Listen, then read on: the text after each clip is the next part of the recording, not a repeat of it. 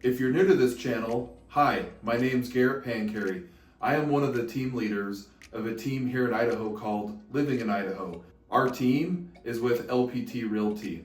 Here at LPT Realty, we do what is called a Monday motivation every Monday morning. And that's where our CEO, Robert Palmer, talks about things that are happening in the industry, things that we can do as agents to win, company updates, news, whatever it may be. Well, with this NAR settlement, he decided to take over an hour to talk about what that means for us agents. I'm going to share with you what Robert shared with us about what he thinks the NAR settlement means for us agents. And make sure you stick around to the very end, because he also breaks down some ways that as agents, he breaks down ways for us agents to be able to win with this new decoupling of commissions. So we'll see you at the end of this video. And so we knew that there was going to be some type of change coming, and that was some timing of the strategic launch of LPT Realty. But as we think about this, change is scary, right? Like it's scary. Anytime that you have to do a new process or adopt a new thing, or it's uncomfortable, and we all know that. But through that uncomfortableness, you have the opportunity to grow. You have the opportunity to adapt. And so while it is somewhat of an obstacle for some, there will be people who innovate and get right past it, and they will take their unfair share advantage of the marketplace. And so we're going to walk you through today kind of what is actually in this settlement. There's a lot of headlines out there, if you guys have seen on CNN, where it's like the realtor commission is dying. There's all these inflammatory headlines that are really trying to, they're clickbaitish, right? But that's what the consumer is going to be seeing. And so us with inside of the industry have to be experts on what is happening so that we can educate the people that we serve on what's actually changing, and then you guys can navigate your business more efficiently. So like we said, we walked through the entire 108-page proposed settlement. We've got Lewis here, who is a real estate attorney, who will give us his take on it and kind of walk us through where we are in the process of what's going to happen. And then we've got Robert, who's going to give us the details in terms of when he's gone through this in the past, when this changed in previous industries, how he navigated and thrived based on those changes and embracing those changes. So with further ado, Robert, I'll turn it over to you to walk us through kind of what's happening with the settlement and what the details really are that are changing. Cool. Well, I've prepared another slide deck since this is a complicated topic. So if we can get those slides back up on y'all's side of the studio, we can go on to the next slide, and we'll kind of break down, I would say, the truth of what's going on here. And obviously we've seen the big headlines come out. National Association of Realtors reaches the agreement to resolve the claims. I will say overall, having the claims resolved is positive.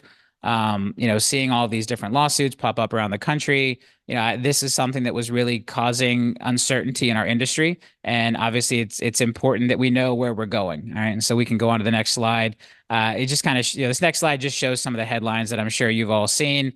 These are the things that we now have to be prepared to deal with, because again, the media is taking this and spinning it in a way that isn't necessarily representative of what's happening and what's in the actual settlement document. And so again, today we're breaking down, we're going to show you language from the actual proposed settlement and talk about how I do think there's some changes. Like it's not going to be business as usual. I don't see this as being catastrophic. I don't see this as dropping commissions by 40, 50%, as some of the headlines are saying, but there are going to be changes that we have to adapt to. And I see opportunities for agents who are willing to adapt and embrace and really take advantage of the new ways this creates for you to serve your clients, because that does exist. So let's go on to the next slide. So the key terms of the settlement, one, NAR announced the agreement that would end litigation of claims brought on behalf of home sellers related to broker commissions. The settlement is still subject to court approval. Although at this point, the parties have agreed, and it seems like most of the points in here would lead to a court approval. If you look at the Department of Justice's objections to the MLS PIN settlement, which held that settlement up in one of the other cases, most of those points were all covered here. So it seems like NAR worked with the Department of Justice to make sure they were okay with this before making their big announcements. NAR continues to deny any wrongdoing, of course, and then NAR is going to pay $418 million over approximately 4 years. If you think about the number of NAR members there are and the amount of reserves and cash that NAR currently has, this may result in a small increase in dues, but it doesn't have to be anything overly dramatic in order for NAR to hit that number. Next slide. Two critical achievements. This is from NAR's press release, the release of most NAR members and many industry stakeholders from the liability, and the cooperative compensation remains a choice for consumers when buying or selling a home. And that was important for NAR. Again, while I think a lot of the system changes make cooperative compensation less attractive, and we're going to talk about why that is, it is still a choice for consumers and for agents. And so really it's going to give us, I think, again, more ways to serve our clients, more ways to negotiate our own commissions on both sides of the transaction. So we can go on to the next slide. So the release of liability, this is an interesting one. So who was actually included in this settlement if it's approved? NAR was included, over 1 million NAR members, and most brokerages, not all brokerages, all state, territorial, and local realtor associations, and all associations owned by MLSs.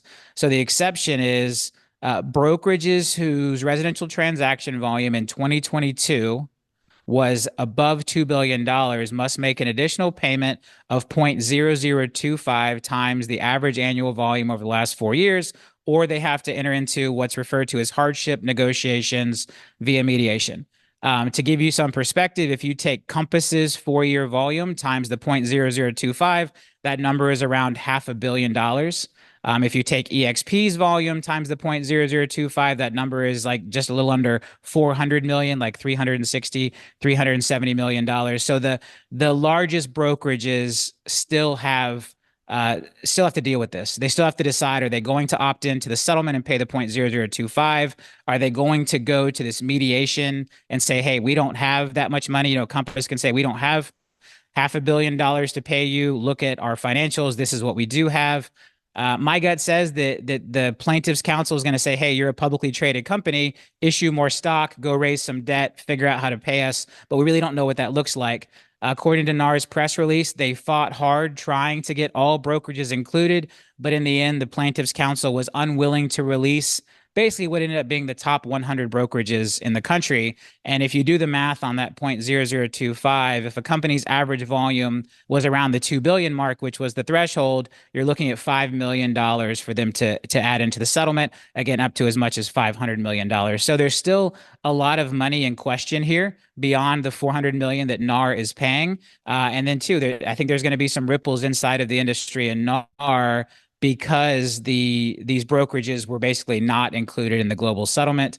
And so again, we're going to be watching that closely. Roughly a third of the money goes to the attorneys, and then the rest is spread between all of the consumers who opt into the class action settlement. So, you've probably gotten a class action notification in the past. You'll get a little postcard in the mail that says, hey, you're a part of this settlement because you sold a home during the last 4 years. Here's your check for $50, $40, whatever that number ends up being, depending on how many brokerages actually settle in the end. Going on to the next slide. So when I really read through everything, there are effectively 3 really big changes that we need to consider as a brokerage and we all need to consider as agents. Number 1 being that cooperative commission is no longer required. It remains optional. It can no longer be advertised in any MLS fields or any third-party system using MLS data. And I'm actually going to show you the actual language from the settlement. This is my interpretation on this slide. We'll get into the actual language behind it. And so this is big. The fact that it remains optional is important. The fact that it's no longer required is interesting. It's going to change the way we do business, or allow us, if we choose to, for agents to change the way they do business.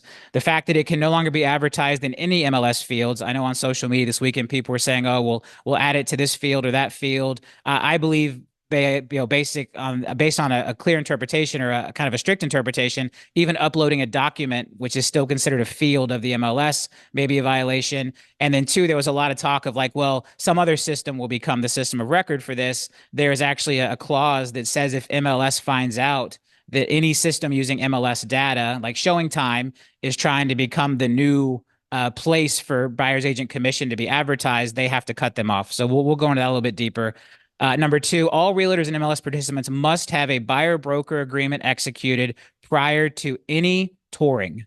All right. So before the first tour, you have to have a buyer broker agreement signed. This is massive. This is probably one of the most impactful changes. And I think this is actually going to be good for buyer's agents in the end because everyone has to do it, including the listing agent. We'll talk about what that looks like. So everyone now has a level playing field to get that buyer broker agreement signed up front. And here's the important one. The final compensation cannot exceed what is agreed to in the buyer broker agreement. So if your buyer broker agreement is signed at 2%, and then you sell a house where the listing agent is still offering cooperative compensation at, say, 3%, you do not get the extra point. That extra 1% has to be repaid back to the consumer because you cannot make more than what was in your agreed to buyer broker agreement. You cannot go up if the seller is willing to pay you more. So that's an interesting kind of twist. And then 3, since all commission amounts are now negotiated with each party prior to the offer. So think about that. I've used this word of decoupling commissions. I had some people challenge me on that and say they don't see this as decoupling commissions. Whatever commission you negotiate with your buyer as a buyer's agent is the commission you will receive. So again, if you negotiate a 2% commission with your buyer's agent and then you sell a house that's offering 3% cooperative commission, you still only get 2. So the commissions have absolutely been decoupled. You have to negotiate your buyer commission with the buyer's agent or with the buyer, and then the listing agent is going to negotiate the listing commission with the seller. And then, yes, the seller can absolutely agree to help pay the buyer's agent's commission, but they can't pay more than what was agreed to in the buyer broker agreement. And that's critical. That's important to understand. So again, since all commission amounts are now negotiated already with each party, the good thing here is the amount of seller contribution to buyer commission can now be negotiated in the actual purchase contract. And again, this is a big shift from where we sit today. If you represent a buyer and you don't have a buyer broker agreement, and that buyer falls in love with a house that's only offering, say, a 1% buyer's agent commission, then that's what you're going to make. Under this new set of rules, you're going to have already entered into a buyer broker agreement with your buyer before the first tour, outlining your compensation. And now you need to negotiate, is the seller going to pay that? Is the buyer going to pay that? And that can be negotiated at the time of the actual contract. All right, let's go on to the next slide. I think probably maybe spotlight the slides, Davey, so we can focus on those. We're going to go into the backup, the detail behind. Can you spotlight? Yeah, there we go. We'll get them back to full screen for you guys. All right, so this is actual language from the settlement. So again, I just gave you my summary. We're going to go back to my summary, but first I want to take you through the actual settlement language, and then we'll get back into how I think this looks for business going forward. These are the things that are required to be changed as practices, as if the settlement is approved by the courts. Eliminate any requirement by the MLS that listing brokers or sellers must make offers of cooperating compensation to brokers or other buyer representatives. So mandatory compensation is gone, still optional. Eliminate and prohibit any requirements conditioning MLS participation or membership in offering or accepting compensation. So this is the first thing. The settlement is saying no more mandatory offers of compensation, and bullets I and IV from the settlement cover those. Next slide. Prohibit MLS participants, subscribers, or other real estate brokers, other real estate agents, or sellers from making offers of compensation on the MLS to cooperating brokers or other buyer representatives. All right, so this is what's saying you cannot list the buyer agent compensation or the total amount of compensation in the MLS anymore. All right, and it says now the second bullet down there, eliminate all broker compensation fields on the MLS and prohibit the sharing of offers to buyer brokers or other buyer representatives in any field of the MLS. So this is what's going to prohibit people from using private remarks, public remarks, no matter what the field is called. The chat, Davey. No matter what the field is called, it can no longer have any offers of compensation or talk about compensation. So these two bullets are what actually puts that into practice. Next slide is one more. The next slide is where they're actually going to prohibit third-party companies. So the MLSs have to agree that they will not create, facilitate, or support any other mechanism from becoming the place where internet aggregators, Showing Time, or anyone like that uses MLS data and then adds in the cooperative broker compensation. So they really tried to go through and make sure there were no loopholes here from the standpoint of getting compensation offers into the MLS or into any third-party services like Showing Time, This would, in my opinion, would prevent Zillow from being able to show compensation on listings. I know there was a lot of information going around about that on the internet. This V here, item 5 from the change in behavior from the settlement is going to prevent that from happening. The MLS have to make sure that no one is using their data to create an alternative way to offer compensation. Next slide. This is the big one. Require that all MLS participants working with a buyer into a written agreement before the buyer tours any home.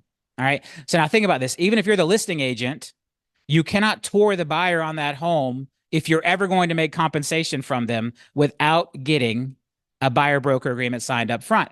So everyone has to deal with this now. So if you think about it in today's world, if you ask for a buyer broker agreement, maybe the buyer just calls around until they find an agent who is willing to show them a house without a buyer broker agreement. Now, every single agent before touring, before the first tour of any home, they have to have a buyer broker agreement signed. So again, this levels the playing field. Now, the consumer can call a million agents. They're going to have to commit to someone before they can tour a house. So I see this as an actual win for buyer's agents. So if you're going to receive compensation from any source, the agreement must specify and conspicuously disclose the amount or rate of compensation it will receive and how the amount will be determined.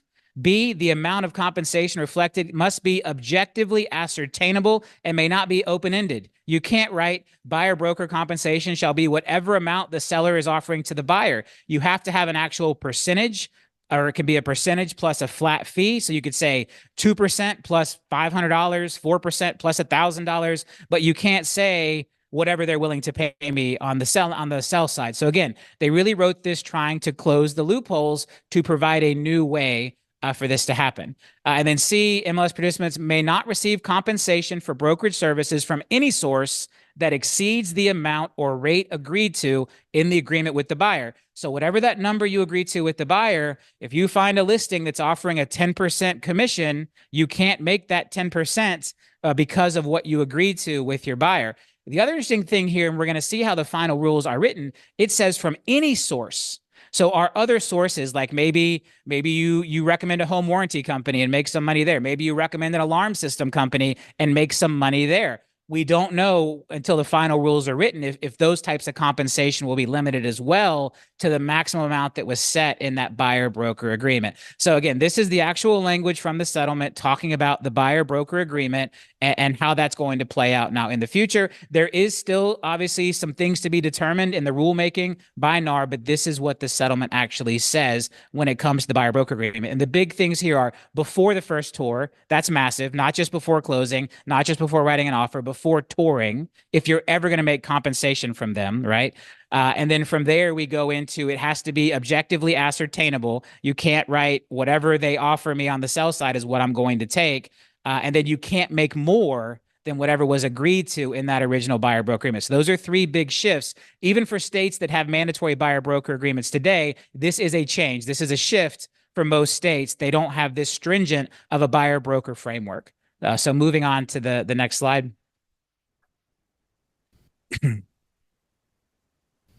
And maybe go back up full screen. And then this one's not super long, but NAR has to rescind or modify any existing rules that are inconsistent with the practice changes reflected in paragraph 68 of the settlement.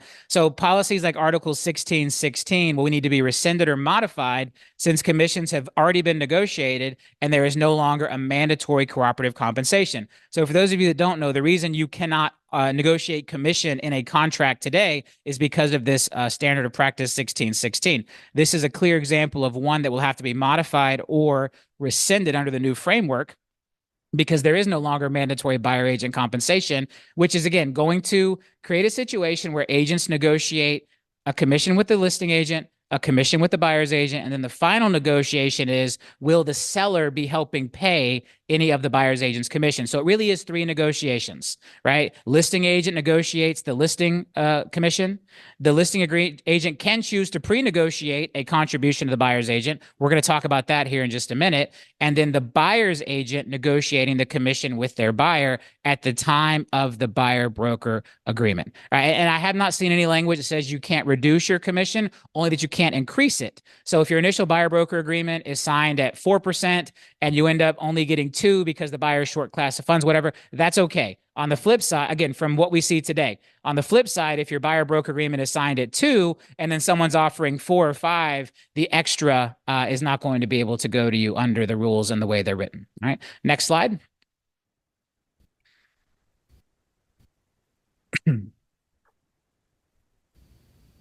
Oh, next one. There we go. So again, the 3 big changes. And again, I'm going to keep going back to this slide as we go through the presentation. So again, I showed you the actual backup, the actual language from the settlement. These are my 3 bullets of how those changes all come together. Cooperative commissions no longer required, remain optional, can no longer be advertised in any MLS field or third-party system. All realtors and MLS participants must have that buyer-broker agreement subject to very strict rules executed prior to touring, and the final compensation cannot exceed what's in the BBA. And now that commissions are already set, the amount of seller contribution to buyer commission will be negotiated separately at the time of the purchase contract or potentially pre-negotiated by the listing agent. But I actually think that can cause some problems, and we're going to talk about why. So on the next slide, I want you to ask yourself this question. So with all of these changes, the big question is, while it's still an option, should you pre-negotiate a cooperative commission with your seller? If you're a listing agent, under the new rules, right? In today's world, you absolutely have to negotiate both your commission and the cooperative agent commission at the initial listing appointment. That is how it works today. Is that the best method moving forward? It is still an option. And again, as entrepreneurs here at LPT, this is your choice to make, but I'm going to tell you my views on it. And so what you need to think about is, does it make sense to pre-negotiate that commission when, one, you can no longer effectively advertise in the MLS, so other agents aren't going to know what it is to motivate them or not motivate them? The amount listed in the buyer broker agreement will limit what you can make regardless of what is offered. So regardless of what you as the listing agent offer, whatever's in that buyer broker agreement is going to be the max that the buyer's agent can make. So you may have 10 different offers come in with 10 different potential commission rates if the buyers have negotiated different amounts. But if you've pre-negotiated a commission, does that still make sense? And then now that your seller actually has the power to decide any seller contribution to buyer's agent commission on a case-by-case basis for each contract. I want you to think about how powerful this is. This actually gives, in my opinion, agents more flexibility in how deals are put together. Instead of pre-negotiating a commission, the seller would now have the choice to look at the commission in each different offer and decide which offer is best, which offer is highest and best, and that's not always going to hinge on the commission rate. Next slide.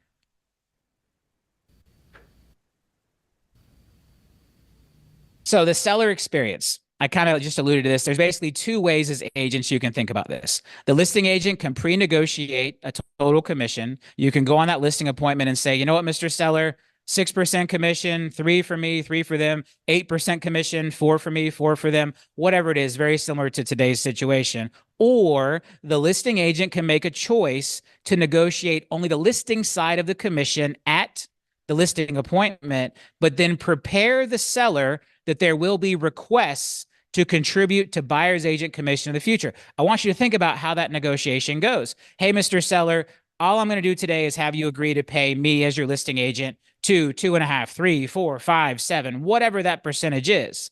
But I do want you to be prepared that when the offers start to come in, some of those offers are going to ask for us to contribute to the buyer's agent's commission. And together, you and I are going to look at each one of those offers, and we're going to make a decision for the one that is best for you. Which one sounds like a more powerful position to come from?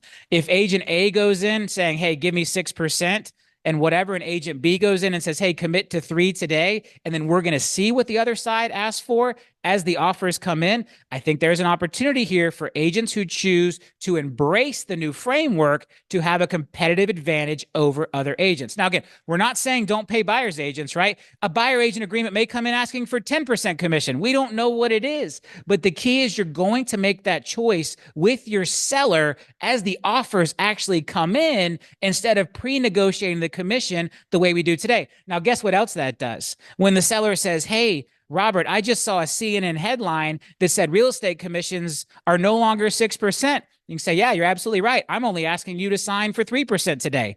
Now, we don't know how much we're going to have to pay the other side. We'll find out as the offers come in. Maybe it's still 6%. Maybe it's 5%. Maybe it's 7%. I don't know. But yes, at today's signing with me, before the change, I would have asked you to sign a commission agreement for 6%. Today, I'm only asking you to sign a commission agreement for 3%. And then we're going to determine the other side's commission as the actual offers come in. To me, that is a much more powerful position to put yourself and your client in as a real estate agent. Next slide. All right, so let's look at two examples of this. So you list a home with a $450,000 asking price, and you do not pre-negotiate the buyer's agent commission. This is option two. Two offers come in. The first offer is $450,000, and that buyer signed an agreement for 4% commission with their agent, and the agent is now asking your seller to pay the entire 4%. Your seller would net $432,000. A second offer comes in at $430,000. And that buyer signed a buyer agreement at only 2%. And again, they're asking your seller to pay the commission. Offer one nets your seller more money. Had you tried to sell your seller on the commission, you probably wouldn't have landed at 4%. You probably wouldn't have landed where you are. But now you can look at each offer individually and determine what's best for the seller. Let's look at on the next slide that same scenario with a pre-negotiated commission. So now you have a pre-negotiated commission. You said, you know what, Mr. Seller, I'm going to do it the old school way. You're going to go ahead and sign today with me for 6%, 3% to me, 3% in cooperative commission. We can't advertise that. We can't tell people about it. But when offers come in, just be prepared for that. And now our same two offers come in. So now on offer one, you have to have, which is actually the better offer, you have to have a tough conversation with your seller and say, well, I know I told you I thought it was going to be 6%, 3% for me, 3% for the other agent, but this agent's asking for 4%. So we're going to have to do an excess credit to pay the difference in buyer's agent commission, but you're still going to net $432,000. On the other offer that comes in that's only asking for 2%, because you pre-negotiated 3% to that agent, and that agent can't keep the difference because their buyer broker agreement is only for 2%, the buyer is actually going to get the $4,300 back as some type of rebate, which is then potentially going to cause problems with their lender because that may be an excess concession. So again, there's a lot of things to think about here where while the old way is still an option, all right, and again, I'm not telling you how to run your business at LPT. We will support you no matter which method you choose, as long as they're state compliant and legal. I just see where the old way is going to cause some problems because now that buyers are negotiating the commission at the time of the buyer's broker agreement, if that is lower than what you pre-negotiate, you actually are hurting your seller. And if it's higher than what you pre-negotiated, now you've got an awkward conversation with your seller. So again, I think over time, we're going to see less and less agents pre-negotiating that commission. Now, you absolutely need to prepare your seller for it. You need to tell your seller, hey, this 3% you're paying me, that's not the end of the day. There is going to be most likely some other commission you're going to participate in. But the idea of pre-negotiating that and trying to do a co-op commission and then trying to find a way to communicate that out, or worse, taking 1,000 phone calls from buyer's agents saying, how much is the pre-negotiated commission? How much is the pre-negotiated commission? Since you can't advertise it in MLS, I think over time, the old way is going to get less and less popular, and you're going to see more agents embracing the framework of kind of how this was built and what this now opens up. Next slide. So impacts of the settlement. This is important. FSBOs and builders. And I've seen a lot of questions about this in the chat, and I wanted to wait till we got here to talk about it. So FSBOs and builders, one, they've already shown us how markets will behave because FSBOs and builders never had mandatory cooperative commission. They never had all of the things that are now being eliminated.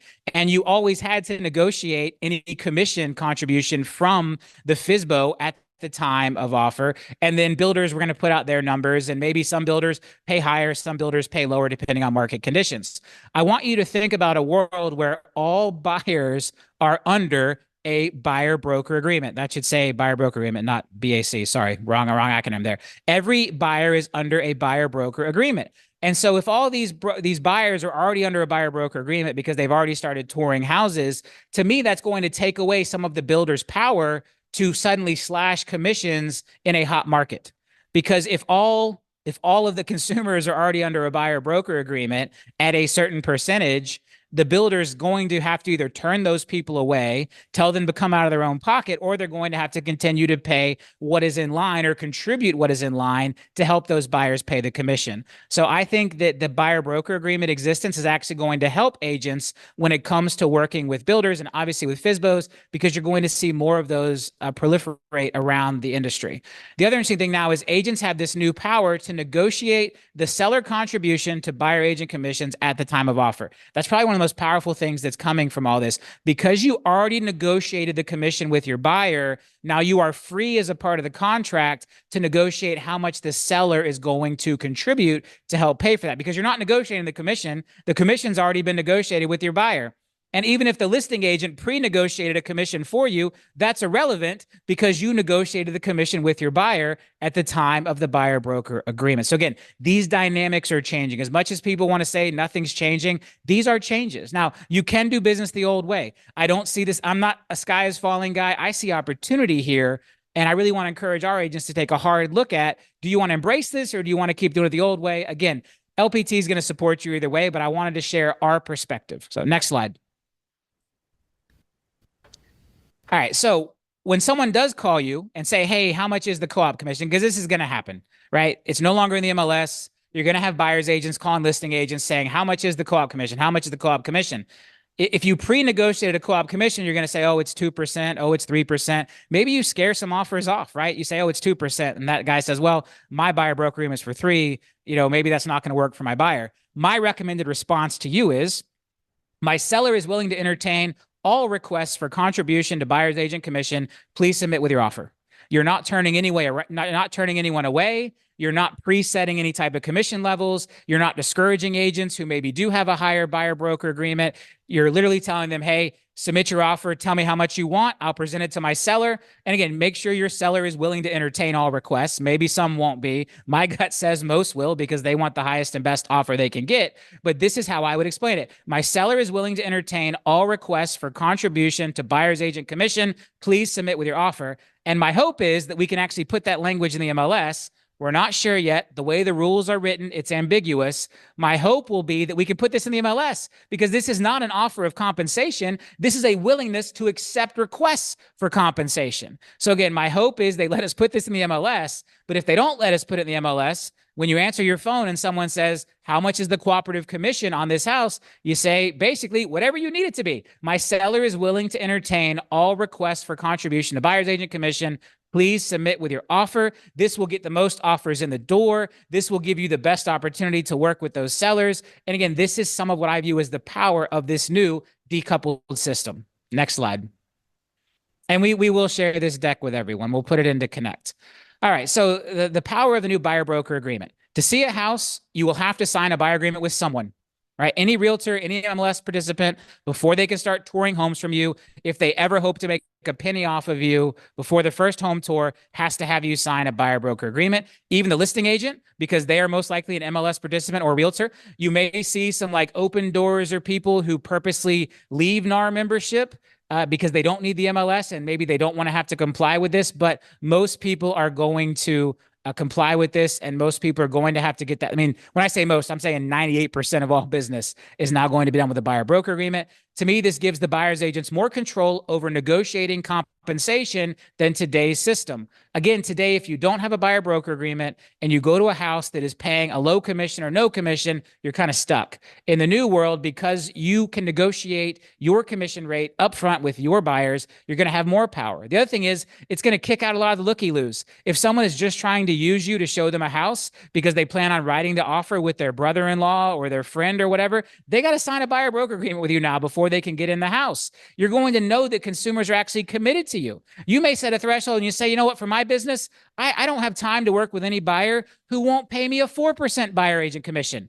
And you get to make that choice up front and put it into your buyer's agent agreement. And maybe there's some consumers who say, hey, I'm going to go shop for the best deal. Great. Find that out up front before you waste your time putting them in your car and driving them all over the place. This is going to give you more control of running a stable business as a buyer's agent. All right, next slide. So now when it does come time for this contribution to buyer's agent commission, right? So you have a buyer broker agreement. Let's say it's hypothetically signed at 3%. Oh, need to go back a slide. We skipped one there. You have a buyer broker agreement signed at 3%. And now it's time to ask the seller to pay that commission for you so that your first time home buyer or your buyer doesn't have to. The way I think about it, there's basically two methods to do this. And these are both terms I made up. One is what I'm calling the direct commission payment method. And this is where I would think you would attach your buyer broker agreement to the offer and say, "Dear Mr. Seller, as you can see, the consumer has agreed to pay me a 4% commission. They would like you to pay that on their behalf. Are you willing to do this?" And again, the seller is going to either accept or reject that offer.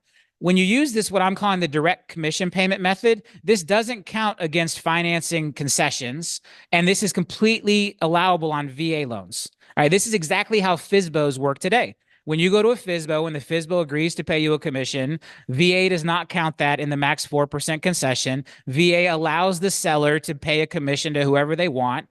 So this doesn't hurt your financing in any way. But the con of this is it does expose the commission amount to the seller. Maybe you talk to a listing agent and they say, "My seller is not paying a dime of buyer's agent commission, so don't even ask me for it." Well, guess what? Option one is now off the table unless that person wants to reconsider. The second way is to ask for an overall buyer cost concession and then use part of that to pay your commission. So again, let's say you're doing an FHA deal where the max concession is 6%. You have a signed buyer broker agreement at 3%. The seller told you they're not paying any commission. You can still go in and say, "Hey, I'd like you to pay 6% toward my buyer's closing costs." And then your buyer can use 3 of that 6 to pay your buyer broker agreement and the other 3 to pay some of their closing costs. You may have to negotiate with the lender a little bit on junk fees or whatever. But this, again, gives you as a buyer's agent more flexibility in how you negotiate your compensation and then how you ultimately get the seller to pay that compensation. So the pro here is it doesn't expose the commission amount at the offer. So if the seller, for whatever reason, just does not want to pay buyer's agent commission, fine, make a seller concession instead, but you as the buyer's agent can still get paid. The con here is in this method, it would count against the financing a seller concession. So you have a choice. So now when you're going to make those offers, you can look at both sides of the coin and determine what's going to be best for you getting your buyer's offer accepted and earning the compensation that you already negotiated under your buyer broker agreement. Next slide. So when you're ready to submit an offer, personally, I wouldn't even call the listing agent to ask if the seller wants to pay any commission or if there's a pre-negotiated commission. I would just submit my offer, include my buyer broker agreement, and say, "Hey, my buyer needs you to pay this amount. They don't have the funds. That's a part of our offer." You can't do this today because of NAR Rule 1616, because the commissions aren't already negotiated. And now you can only make what's in your buyer broker agreement. So to me, the offer of cooperative commission at this point is irrelevant. You've already agreed to a commission with your buyer. You have the right to ask the seller to pay that full amount. Why do you even care what the buyer broker, co-op commission is? I wouldn't even ask. I would just submit my offer and make it part of the negotiations. Next slide. So the big question remains. We've seen this slide a couple of times. While an option, should you pre-negotiate a cooperative commission with your seller? The more we talk about this, the more we show you again. My goal here is to just expand your mind, expand your way of thinking. LPT is not here to tell you how to do this, how to run your business. We're here to support you with education. We're here to support you with recommendations. We're here to help you think bigger and think differently, but ultimately it is your choice as an entrepreneur. Next click. It's ultimately your choice as an entrepreneur as to how you want to approach this. Next slide. There we go. LPT Agent Choice. You are going to get to decide which of all these different methods you want to use. Are you going to pre-negotiate commission? Are you going to submit under a request for direct commission payment? Are you going to submit under a closing cost concession? You as agents have all of these choices into how you're going to do business, and LPT is here to support you. All right, what'd you think? Are you a little more comfortable now understanding what this all means for us? I know I was after watching this. Check out this next part of the video, as this is where he breaks down all the goodies on how us as real estate agents can win in this new uncharted territory of decoupling of commissions. So we'll see you here in just a few more minutes. I just want to point out, I've been down this road before. back in 2013, I was in the mortgage business when TRID was first announced. TRID took effect in 2015. At the time, I saw a lot of mortgage companies fighting TRID, looking for loopholes, trying to do it the old way. Myself and some other mortgage companies made a decision to embrace TRID to try to find the ways to help our clients and our company win under the new framework. And it was a massive win for me. It's a big part of how I created the company I created the wealth I had. And so I see an opportunity for us to do that together now here. Next slide. We actually, when we embraced TRID at the time, the industry was saying, oh, it's going to take 60 days, same type of nonsense media headlines. It's going to take 60 days to close a loan now. No one will ever get loans closed. Homes aren't going to happen. I closed the first TRID loan in 10 days. It was such a big accomplishment. We hopped on a private jet, flew down to the closing. I attended the closing in person. My point here to you is embracing change for me was a massive part of my success. And that's why I'm talking to you today about how I envision your ability to embrace this change and create wins for yourself. Next slide. You'll notice 4 of the faces in this picture on the next slide. Steve Dickman, Lewis, and Matt Hodge were all on that jet with me 10 years ago when we flew down to celebrate that first trade closing. Again, the leadership team here at LPT has been together for a long time. We've been through this together before. We've been through this in other industries, and we are here to help guide you through it and to help challenge you to think bigger and think of creative ways to create those wins. Next slide. At the time, forms were another big part of this. So when this all changed, the good faith estimate went away with TRID. The industry made up this new quote sheet, which is, here's an example of one. It was a super ugly document. I made a decision to go a different direction. I'm a marketer. I decided to make good looking documents. Next slide. And this is something we're going to do for you here at LPT. We're now going to get into the tools that LPT is going to create for you. Again, following the roadmap I used for TRID a decade ago. So while the rest of the industry was using the documents on the left, my company was using the documents on the right. My picture, great graphics, still met all the regulatory requirements for disclosing the information to the consumer, but it made us look good. It made people feel better about accepting the new information. And so we're going to take this again. This is stuff I did a decade ago to prepare RP funding for TRID. I'm now going to show you the previews of some tools that we've been working on to do this exact same thing for LPT agents, so you can stand out when it comes to getting that buyer broker agreement signed, and you can stand out when it comes to getting that customer relationship up front so that they can do business with you. Next slide. One last, okay, I got a little ahead of myself. TRID forced my customer relationship to start with disclosure. Before that, we didn't have to get documents in people's hands at the very beginning. Mandatory broker agreements is doing the same thing. Our job at LPT is to make this as simple and effective as possible for both you and your consumer. And that's a responsibility we're going to take seriously as your broker. Make this as simple and effective and attractive as possible for you and your consumer to get through that new upfront buyer broker agreement and get committed to each other and do business. Next slide. All right, so the new LPT buyer broker agreement system is going to be customizable, easy and convenient, mobile friendly. You'll be able to deliver through email, SMS, or print. You know we love print. You can initiate from mobile and execute on mobile, and you as the agent will decide what level of information to include in that sales process, in that sales presentation to get your buyer broker agreement signed. Next slide. Now, you know this stuff's going to look good because you know everything at LPT is going to look good.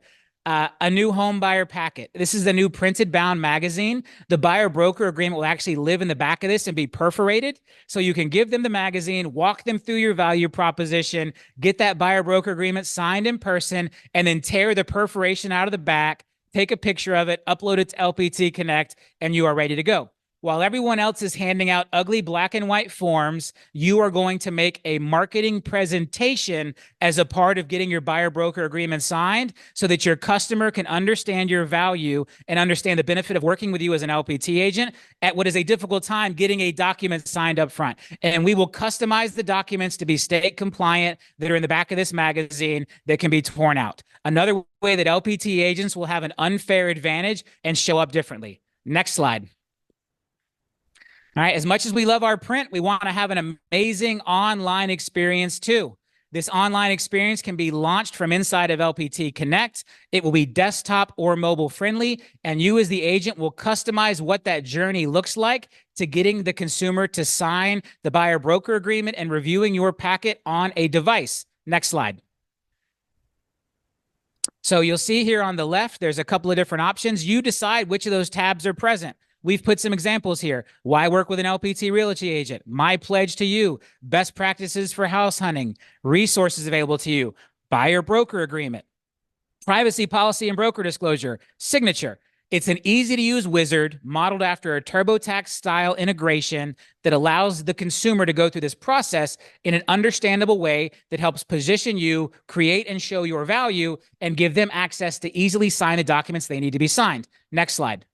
The cool thing here is you decide which of those tabs on the left actually show up. You may say, hey, you know what? I just want to send the buyer broker agreement. I don't want to do all the other stuff. No problem. You'll be able to set that setting inside of Connect. And when the link goes out to your buyer, and the link can go out via text message, email, you decide how to deliver it. It's instant. And for some consumers, you may have them look at all of these resources. Other consumers, you may just put the buyer broker agreement in there and be done. But they can e-sign it online inside of our system instantly. You guys can be doing this on a hood of a car. You can be doing it while you're driving to that first appointment. We are giving you the tools to put the buyer broker agreement and all other relevant information to build that initial relationship in the consumer's hands as absolutely easily as possible with a click of a few buttons inside of LPT Connect. Now, this was originally supposed to be part of LPT Connect 3.0. All right. We just announced LPT Connect 2.0 at our conference, which is all about connecting you to each other. We are actually already working on and planning 3.0 and 4.0 for release in the future. This buyer broker agreement system is one of the things that we were building into Connect 3.0 that we are bringing back now to launch as soon as possible to have it in your hands before the deadline of when these changes take effect. Really exciting system. We are not going to replace .loop. We're still going to use .loop for contracts, state-specific documents. We are purely building this system for the initial point of contact, the initial sale, the initial disclosure, the initial buyer-broker agreement. All right, so really exciting stuff coming out here. Next slide. So recap of that, LPT Connect buyer broker agreement system. Agent can easily launch a sales presentation with an included buyer broker agreement. You can update negotiable items in real time for the client. So if you send that out at 4% and the client's on the phone and says, hey, I don't think 4 is fair, I think it should be 3, you update 3 in Connect, you press push, the client refreshes and boom, it's updated in real time. We are building a real-time collaboration system for you to get your clients through this buyer broker agreement process. Instant delivery via SMS, email, or you can hand it to them in print. Agent decides which screens are included in the flow, and the software will allow the least friction possible for getting a buyer broker agreement signed. This is going to be a huge advantage for LPT agents as these new changes come into play. Next slide. We're also launching buyer power tools.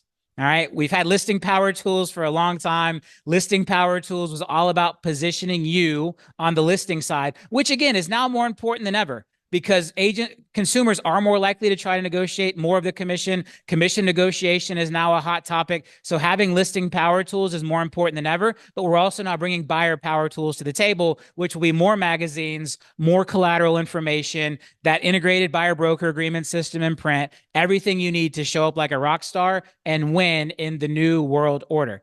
Next slide. Here's some other great views of that. Again, you guys know what our magazines look like. You know how impactful the printed collateral is. We are going to take that to the next level on the buy side because it is now more important than ever that you show maximum value to the buyer at that all-important time when you're not asking them to commit to you through a buyer broker agreement. Next slide. There's going to be a new buyer box in development. I'm not going to talk too much about this today. It's probably going to have a tape measure with an LPT logo on it and some other cool stuff. But again, we're looking at ways to give you that shock and awe box, that package that you can hand to a potential buyer as you are meeting with them before that first tour and getting that buyer broker agreement signed. We want to make sure that you have the absolute best tools to show up like no one else and win in a market that is shifting and changing. Next slide. So LPT Realty, your brokerage for life. We take less commission, which in the event that commissions do compress is going to be more important than ever. We are actually nimble and actually be able to bring information like this to you in 72 hours and already have amazing tools in the works that we can pull up a whole year in development path and get in your hands in time for this deadline. And my commitment to you is that LPT Realty will pioneer tools to help agents protect fair commission rates on listing and buying transactions and help you show up like no one else and win in absolutely any market. Thanks for watching and sticking around for this whole video. Hopefully you learned a little bit and are a little more comfortable moving forward into the market and what this means for us real estate agents. If some of these tools that Robert talked about are of interest to you, click the link down in the description below. That'll get you onto my calendar, and let's chat about this a little bit more. Maybe even see what your business would look like here at LPT Realty. So again, thanks for watching, and we'll see you on the next one. Peace.